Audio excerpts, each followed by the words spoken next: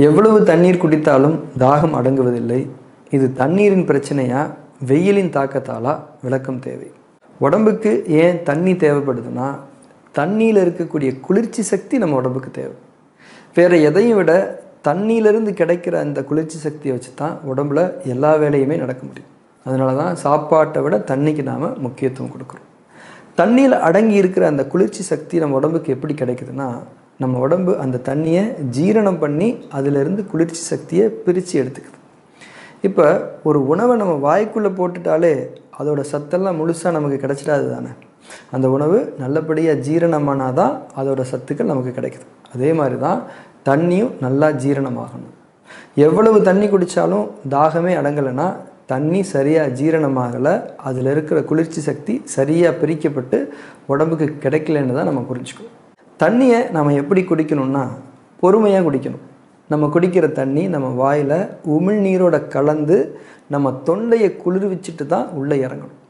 சாப்பிடும்போது வேகமாக சாப்பிடாதீங்க, பொறுமையாக மென்று உமிழ்நீரில் கலந்து சாப்பிடுங்கன்னு சொல்கிறோம் இல்லையா, அதே மாதிரி தான் தண்ணி நம்ம உமிழ்நீரில் கலக்கும்போது தான் அதோட குளிர்ச்சி சக்தி முறையாக பிரியும்.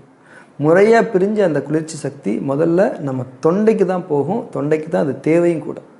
தொண்டை நல்லா குளிர்ந்த பிறகு தான் தண்ணியோட அந்த குளிர்ச்சி சக்தியை நம்ம மற்ற உறுப்புகள் பயன்படுத்த முடியும். இது நம்ம உடம்போட ஒரு விதினே நம்ம புரிஞ்சுக்கணும். ஆனால் நம்ம வேகமாக தண்ணியை குடித்து முழுங்கும்போது அது உமிழ்நீரில் முறையாக கலக்காது. அதனால் குளிர்ச்சி சக்தி முழுசாக பிரியாது, தொண்டைக்கும் குளிர்ச்சி சக்தி சேராது.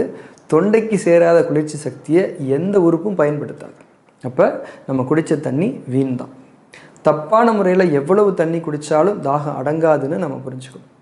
தண்ணியோட தரம் குறைவாக இருக்கிறது, வெயில் காலம், இதெல்லாம் ஒரு பக்கம் இருந்தாலும் நம்ம எப்பயுமே எந்த தண்ணியையும் பொறுமையாக தான் குடிக்கணும். அதுவும் உட்காந்து வாய் வச்சு தான் குடிக்கணும். ஏன்னா தண்ணியோட அந்த குளிர்ச்சி சக்தி பிரிகிறது நம்ம உதட்டிலிருந்தே தொடங்கிடுது.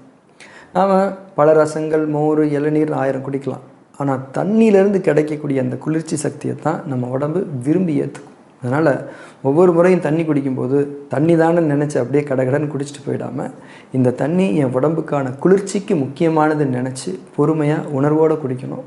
தண்ணியில் இருக்கிற குளிர்ச்சினால தான் நம்ம உடம்புக்கு உயிரோட்டம். நம்ம உடம்போட உயிரோட்டம் தான் நம்ம மனசோட பலம்னு நம்ம புரிஞ்சுக்கணும்.